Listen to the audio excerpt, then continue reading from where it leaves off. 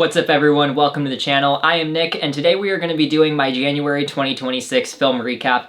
Every movie that I watched in the month of January, not just new releases, everything I watched. Total of 16 films that I was able to catch in this month. Pretty good start to the new year, so without further ado, let's find out what I watched. On New Year's Day, I watched The Jerk, rewatched it. This is a Steve Martin comedy from the 1970s. Me and my parents have a tradition where we've watched The Jerk on New Year's Day for like years. I know they've done it for way longer than me, but I think they were doing it before I was even a thought. But The Jerk, it's a pretty good Steve Martin comedy. It's a rags to riches to rags like template where they're playing on all the tropes of the whole rags to riches story. There's some even good meta humor at the end. Like, I really enjoy a lot of this film, and I watch it every year, so clearly it's good. But yeah, The Jerk, if you haven't seen it, I would recommend giving this movie a chance. It is, like, Steve Martin is playing just a complete idiot in this, and it's so funny. It's so quotable and everything that, yeah, I think it slows down a little bit at the end, but endless quotes from this movie. I would highly recommend checking out The Jerk. See, get me on a football field with how accurate I am. Like, man. Then after The Jerk, the first watch of 2026 is Atomic Blonde. So I started doing this thing around the early parts of January, and I think I want to keep doing this, where I spin a wheel online for a genre for a film. And then after I get the genre, I'll do a random number generator from like 1930 to 2025, or now 2026, but not enough is out. And whatever year I get in whatever genre, then I'll go to Letterboxd and find the most popular of that genre and year that I haven't seen. So like in this case with Atomic Blonde, I landed on action film from 2017. So the most popular action film from 2017 that I haven't seen is Atomic Blonde, and that's how I landed on it. And I really enjoyed doing that, and I want to do it again, especially with Atomic Blonde being a pretty good film. I thought the action was really great. There is one specific sequence where it's just one shot for like 10 minutes where it's hand-to-hand combat and then straight to a car chase all in like one shot, and it's just amazing. And Charlize Theron, incredible in the lead here. And I also thought, like, David Leitch just directing it. I like a lot of what he does. I like Bullet Train. I liked Deadpool 2. I liked Hobbs & Shaw. I like a lot of the stuff he does. The 87 North company that he runs makes some pretty decent action films too.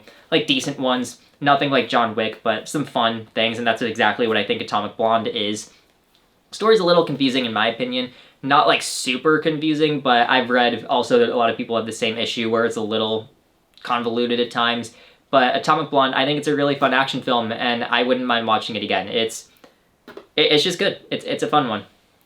Then after Atomic Blonde, we have They Live. This is a 1980s John Carpenter sci-fi thriller where a guy puts on the sunglasses and then he can see that some people aren't people.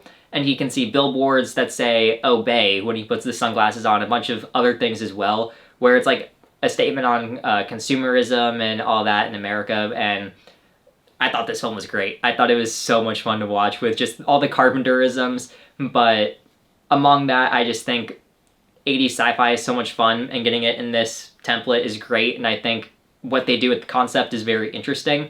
But I bought this at our local game store, and it was cheap, just a Blu-ray, and I haven't bought anything. I haven't seen the movie, and I thought, you know, if it's cheap, I'll buy it to watch it, and if I like it, then great, I get to keep a movie that I really enjoy. So I go to buy it, and the guy at the counter is like, man, They Live? You have some really great taste. And I'm thinking, not yet, I don't. Not yet. I'm not going to deny that, but let's not be rash, but I did enjoy the movie. So yeah, I have undeniably great taste, and if you disagree with me, I just think you're beneath me. God, I'm so corny.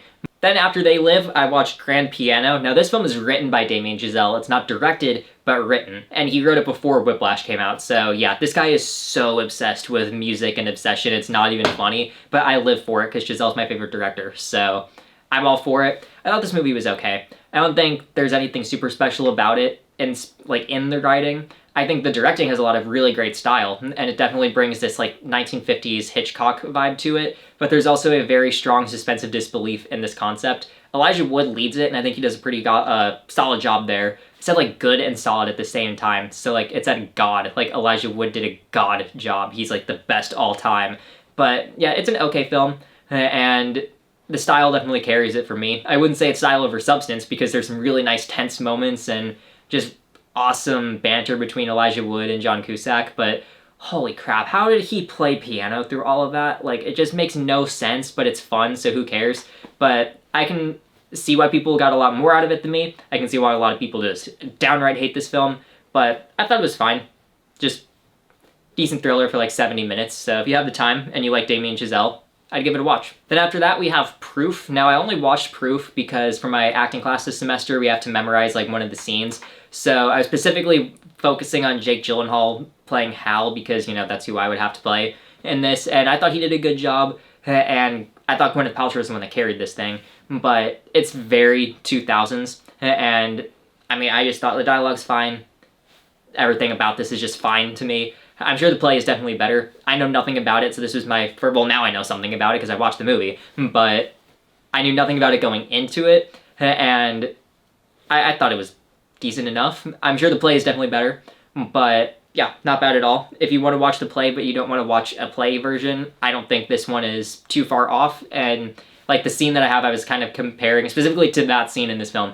I was watching what Jake Gyllenhaal did, so I can kind of get more of a sense, but also just kind of like, okay, how similar is the movie to the actual play? And it was pretty similar. And I know that the guy who wrote the play was kind of involved in this film as well. Directed by John Madden. So not only did John Madden coach the Raiders and get a bunch of Super Bowls, John Madden got a video game franchise and made the Proof adaptation. Not the same John Madden. Okay. Then after that, we have Paddington in Peru. Now, I don't think this was as good as the first or the second film. This was my first time watching Paddington in Peru. Was bored one morning over Christmas break and thought, what better way to start the day than with some Paddington? And yeah, I thought it was a good film. I thought the adventure aspects of Paddington were awesome. I thought bringing him into Peru, and I thought all the family stuff was incredible. The emotion is definitely hammered in, especially with Paddington kind of having to choose between a couple paths for his future. But yeah, I don't think it's as strong as the first two, but it's still a good film. And if you don't like it, then we are hunting you down. If you say one bad thing about Paddington Bear, then we're sending an army against you. So, yeah. Anyway, Paddington, go see the jerk. Boom. Then after Paddington in Peru, we have People We Meet on Vacation. Now, this was my first 2026 release of the year, and I went into it kind of, why am I telling you about this? I made a movie review for this. That's right, I watched this movie strictly for content, and I still kind of enjoyed it, and I was very surprised by it. But why would I tell you this stuff right now when I can just plug the video up here, or maybe up here? I don't really know what direction this would be. Either way, it's up here somewhere, and if you don't click on that review when this film is done, when this video's done, you're banished. So no, I'm not going to tell you anything right now because you're going to watch the video and you're going to deal with it. And subscribe, please, because I want to hit 100 by the end of the video, or the end of the year. I don't expect to get 60-something subscribers out of a what I watched thing. But next up, we have Children of Heaven. This is my first film of the actual semester. I had like a 10-day gap where I didn't watch a single movie. Fake cinephile, I know. But Children of Heaven, this was incredible. By far, like, the best movie I watched this month. Almost a 10 out of 10 for me. Like, genuinely, I knew this was more of like a family film, it was like PG, but I didn't know this was just a kid's movie, apparently. It's like that mature and just that grounded and just tense and just amazing that I was like, wow, this is a kid's film? But easily, by far then, one of the best kids films of the 1990s. I loved virtually everything about this. I thought the relationship between the brother and the sister were done incredibly well. I thought the emotion was definitely used increasingly well throughout the film, but especially in that third act where they're doing the whole foot race sequence, that was just incredible to me. I think 10-15 minutes straight of the foot race, and they did it with zero music, zero, and it was still that tense. They did it all with the sound and the editing, everything. Just amazing display right there, and just the drive and energy, everything felt awesome, just incredible. And I think the only thing holding me back is a little mixed on the ending, to be honest. I know what they were doing, but I thought it was a little bit abrupt, and I wanted to get a little bit more out of the end, but maybe it ended just a scene too early for me, but I really enjoyed it so much. Like, not to say the rest of the films from the month weren't that great, but I mean, I just love this movie so much. Almost a 10 out of 10. I definitely want to watch this movie again soon. Then after that, we have The Tale of Princess Kaguya. This is a Studio Ghibli film. Look, I watched Cosmic Princess Kaguya on Netflix for content only, but I wanted to watch this movie for so long, and I finally got to it. The animation is just spectacular. One of the best animated films I've seen all time. Just, I love the look of it, the whole watercolor thing, and just the style that all of these Ghibli films have are amazing. I was a little bored with it, to be honest. Like, I thought the story just didn't engage me as much as I would hope for, but there's still so many amazing moments in this film that I just can't help but enjoy it, and especially just the animation being that good. You can't dislike this film at all. I'd say like a solid 8 out of 10. It's not close to my top 3 or 5 for Ghibli, but it's definitely like that good though. I would understand if it's your favorite. It's a great pick. But then after that, we have Cosmic Princess Kaguya. This is a completely different take on this story, where it goes into like virtual idols, like think Hatsune Miku but with Kaguya or something. And there is like a Miku stand-in, just like a not Miku but it is Miku character in this, and I thought it was fine. But this is another film that I reviewed full length on my channel, and I made a short too if your attention span is damaged like mine. So again, I'm not going to give you my thoughts because you're watching the video instead, but watch this one in full because I want good retention. So there. Go click on it, probably up here. I think it's up here somewhere. But yeah, go click on it. I want likes and views. Then after that, we have Drag Me to Hell. I started the Sam Raimi marathon, not in order, but I just watched Sam Raimi films because Send Help was coming out, and I'm still doing that at the time of recording. Drag Me to Hell, I know, is a cult favorite. To me, I didn't really get behind this one. I don't want to spoil too much for the ranking, but honestly, who cares? But Drag Me to Hell, it's a fine film. I don't think it's a great made movie by any means, and I don't think the performances are that good at all. I just think it's kind of a bad movie, but it's so much fun. And like all of the horror stuff, like the old woman is so creepy, and it's very Sam Raimi in so much that it tries to do, that there's a lot of enjoyment factor out of it. And if you love this movie, I totally get it. Like it's so much fun.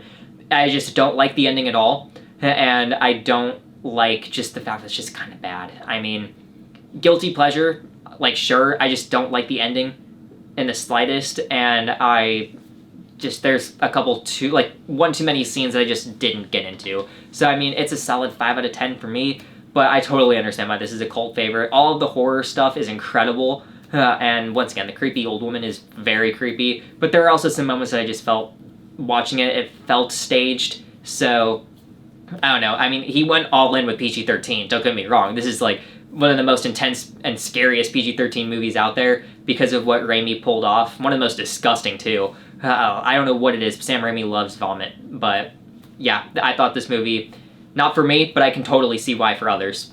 Then we have The Gift, another Sam Raimi film. Spoiler alert, there's a lot of Sam Raimi coming up. But The Gift, this is another one from 2000. This is the latest rated R movie that he made before Send Help. So like a 26-year gap. But The Gift, it's generic. It's kind of dry, but I thought Sam Raimi kept the story engaging throughout the whole thing, and the performances are just that good. That like Cate Blanchett, Keanu Reeves, Greg Kinnear, Hilary Swank, everyone was amazing in this film, and I thought the court scenes were really great. I thought a lot of the horror elements Sam Raimi just went all in on. So I honestly enjoyed this one more than I thought I would. It's an okay thing. Then after The Gift, I watched Oz the Great and the Powerful, and I'm so sorry, Sam Raimi. This is like 3 movies in a row where I'm like, the best is okay, but Oz the Great and Powerful, I wanted to like it so much. I think I wrote like as a joke on Letterboxd that if Wicked had the color grading of this movie, then we're set. I love Wicked.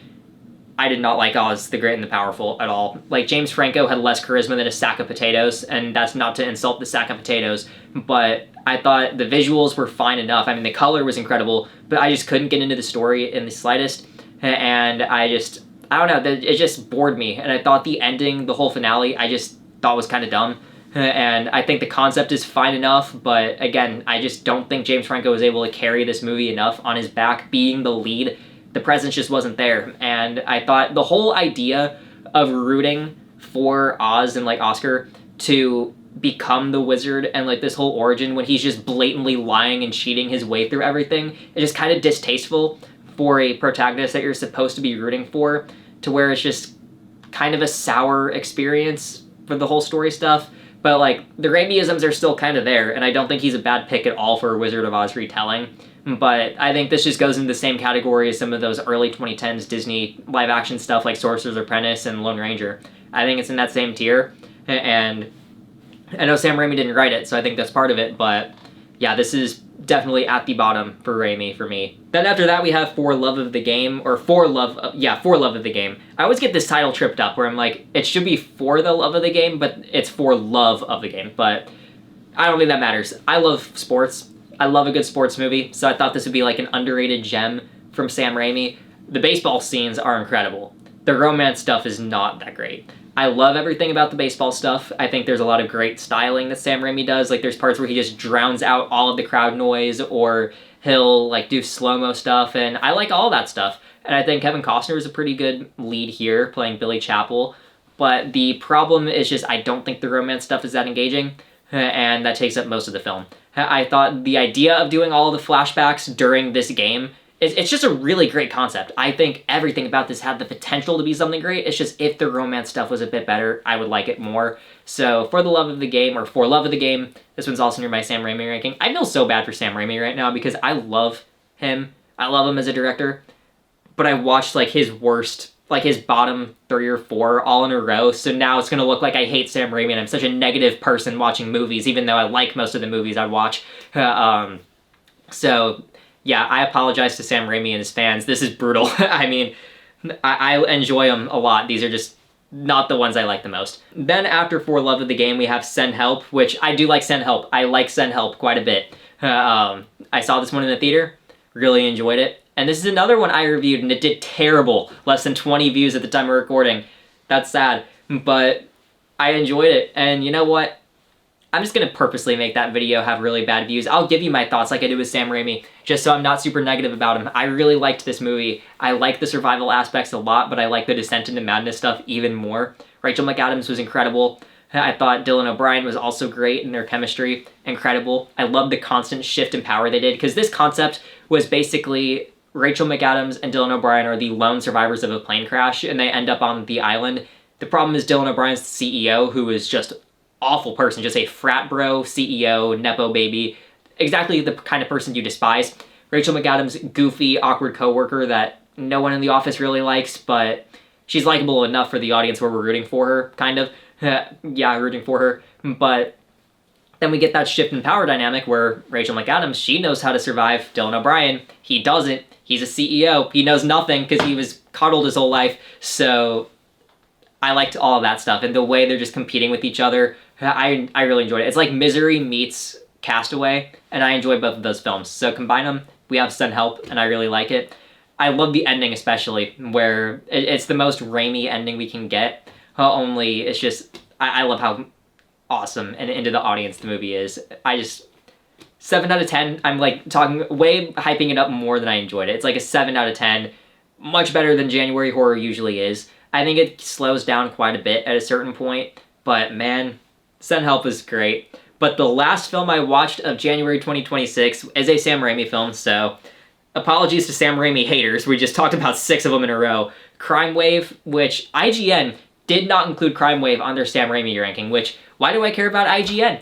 They're kind of dumb. But I enjoyed watching all these Raimi films, and Crime Wave was not one of them. That was mean.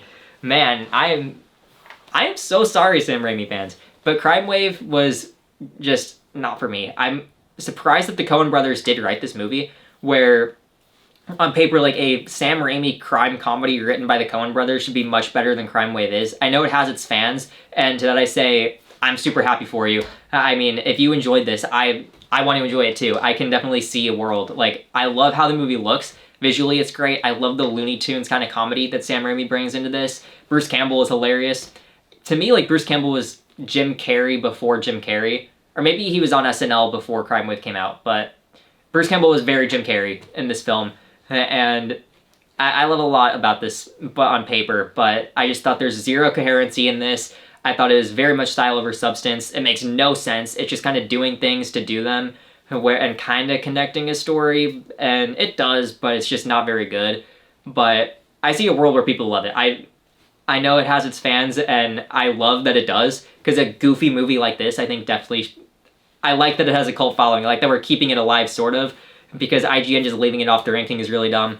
But I guess they're not into... See, this is why you should subscribe, okay? This is why you need to subscribe. IGN does not do their work. They didn't watch Crime Wave, but guess who did? I did. So when we get that Sam Raimi ranking, I'm gonna have one more movie than they did. I sound like an egotistical maniac. I promise I'm not. But IGN didn't include it. I am, when that video probably comes out a day or two too late. But yeah, Crime Wave, enjoyable. I mean, it's enjoyable for some, not for me though. I think I said Oz the Great and Powerful is like the worst Raimi film. It's kind of debatable. Crime Wave might be lower, but just for the wacky vision of Crime Wave, I might put it above. And also because I don't want to put Crime Wave last. It just feels the least popular one, the one that no one knows, just throwing it last. I don't want to do that because just out of principle, even though it probably should. But you know what?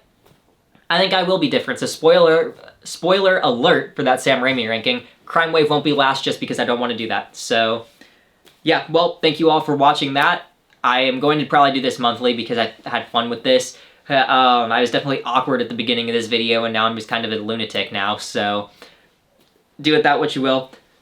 We have a couple more Sam Raimi films to watch, so spoilers that the February ranking or recap will start off with a bunch of Raimi, like this ended with. But yeah, tune in for that Sam Raimi ranking if you're a big fan of his. I am so sorry if I offended you with some of these takes. I hate that I had to just rip on him for that, but I enjoyed Send Help.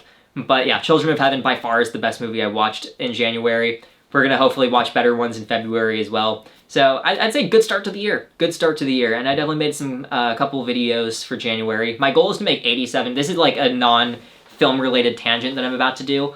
But I want to do 87 videos for 2026 because of Sidney Crosby, my favorite hockey player's number, and also Travis Kelce because I'm a Swiftie. I'm a Steelers fan, but I still like Travis Kelce because I'm a Taylor Swift fan. So 87 videos, and I want to get 100 subscribers. I'm surprised by how I'm doing subscriber-wise. I started the year at 33, and at the time of recording this, I'm at 45. So I'm recording this, what even is today? It is February 3rd, so in 34 days, I got 12 subscribers. So I'm hoping I can keep that trajectory going to get 100 at the end of the year. Originally, I was like, I'm going to get 500 at the end of 2026. And they went, you are not going to do that. We're going to go for 100. So thank you all for watching this. Hopefully you can contribute to that. I am like complete slouching, but now I'm not slouching anymore. So thank you all for watching. I hope you subscribe because I want to get to 100. Goodbye.